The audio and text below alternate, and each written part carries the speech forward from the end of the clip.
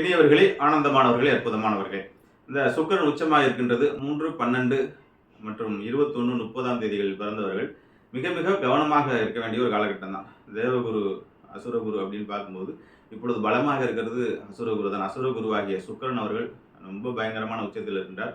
அந்த உச்சநிலையில் இருப்பதனால், அந்த உச்ச பவரில் இருக்கிறதுனால ரொம்ப பெரிய வைப்ரேஷனும், ரொம்ப பெரிய ஆற்றலும், ரொம்ப பெரிய தன்மைகள் பார்த்தீங்கன்னா சுக்கிரனுடைய ஆதிக்கம் பெற்று மட்டும் தான் இருக்கும். அந்த சமயத்தில் இருக்கும்போது குருவுடைய ஆதிக்கம் பெற்றவர்கள் நேர்மை, நாணயம், ஊருக்கு உழைப்போல் அப்படிங்கிற மாதிரி இருக்கிறவங்க 133 நாட்கள் இந்த 3ஆம் தேதி ஆதிக்கத்தில் பிறந்தவர்கள், குருவோட ஆதிக்கத்தில் பிறந்தவர்கள். என்னென்று ரிஷபத்தில் இருந்தாலும் ரிஷபம் குருவோட ஒரு சொந்த வீடில் கடகத்தில் வரும்போது தான் முழு பவர் ஆவார்.